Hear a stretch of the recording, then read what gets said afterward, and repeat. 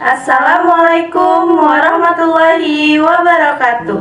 Kami dari kelompok 5 dengan saya Jahratul Baharahab dengan NIM 0308232034 dan dengan saya Dwi Syafira Adelia dengan NIM 0308232097. Halo ayah bunda dan teman-teman sekalian. Pada kesempatan kali ini kami akan mengajak Anda untuk membahas sebuah topik yang sangat penting, yaitu moderasi beragama dalam keluarga.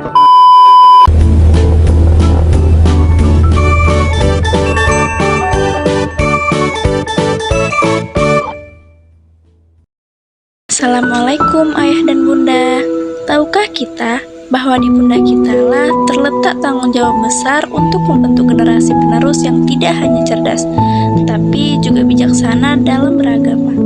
Dalam Quran Surah Al-Baqarah ayat 256 yang artinya tidak ada paksaan dalam agama, sesungguhnya telah jelas jalan yang benar dari jalan yang sesat. Di era yang penuh perbedaan ini, moderasi beragama menjadi kunci untuk menciptakan kedamaian dan harmoni. Mari kita pelajari bersama bagaimana cara menanamkan nilai-nilai toleransi dan keseimbangan beragama dalam pendidikan anak-anak kita, agar mereka kelak akan tumbuh menjadi pribadi yang berhati lapang dan berakhlak mulia. Adapun 5 rahasia dalam menanamkan nilai-nilai toleransi sejak dini. Mengenalkan keindahan perbedaan atau tasamu. Tasamu adalah mengenalkan keindahan perbedaan. Ajarkan anak-anak tidak hanya mencintai agama yang dianutnya, tetapi juga menghormati keyakinan orang lain. Lihat nak, warna-warni ini indah kan? Sama seperti kita, berbeda tapi tetap bisa bersatu. Dalam Al-Quran Surah Al-Kafirun ayat 6 yang artinya untukmu agamamu dan untukku agamaku. Dengan mengenalkan keindahan perbedaan sejak dini, anak-anak akan tumbuh menjadi pribadi yang inklusif dan tidak mudah menghakimi orang lain. Nah, lihatlah, meskipun cara beribadah kita berbeda, kita semua adalah keluarga. Kita harus saling menyayangi dan menghormati. Membangun jembatan dialog atau hilwar. Hilwar adalah seni berdialog dan bertukar pikiran dengan santun.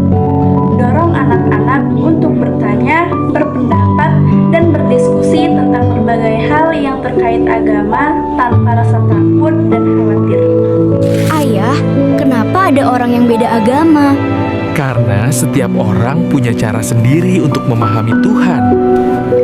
Dengan membangun jembatan dialog, anak-anak akan belajar berpikir kritis dan tidak mudah terprovokasi oleh ujaran kebencian. Ayah, kenapa kita harus puasa? Nah, kita berpuasa agar kita bisa merasakan apa yang dirasakan orang yang kurang beruntung. Meneladani akhlak mulia atau uswatun hasanah. Uswatun hasanah adalah teladan yang baik. Tunjukkan kepada anak-anak bagaimana cara mengamalkan nilai-nilai agama dalam kehidupan sehari-hari melalui perbuatan nyata yang penuh kasih sayang dan kepedulian.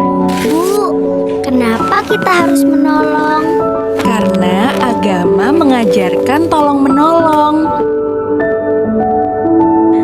Adapun dalam Quran Surah Al-Maidah ayat 2 yang artinya tolong menolonglah kamu dalam mengerjakan kebajikan dan takwa, dan janganlah kamu tolong menolong dalam berbuat dosa dan pelanggaran.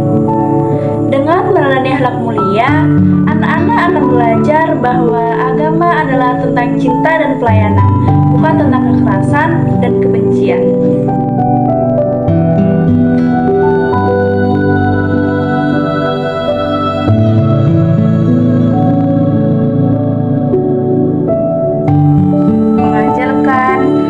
Cinta tanah air atau hubbul watan. Hubbul watan adalah cinta tanah air. Tanamkan kepada anak-anak rasa bangga menjadi bagian dari bangsa Indonesia yang beragam.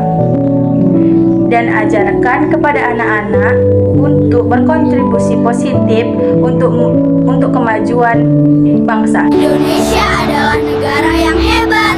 Saya bangga menjadi anak Indonesia.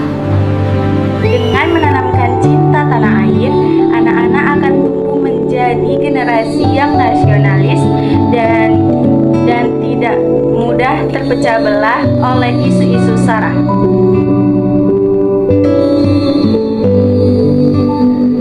Membentengi diri dengan ilmu atau ilmu. Ilmu adalah benteng yang kokoh. Bekali anak-anak dengan pengetahuan agama yang benar dan komprehensif, agar mereka tidak mudah terpengaruh oleh pengetahuan yang salah dan menyesatkan. Belajar agama itu penting. Cari banyak sumber untuk memperluas pengetahuanmu. Dengan membekali diri dengan ilmu, anak-anak akan mampu berpikir jernih dan menolak berbagai bentuk radikalisme dan intoleransi.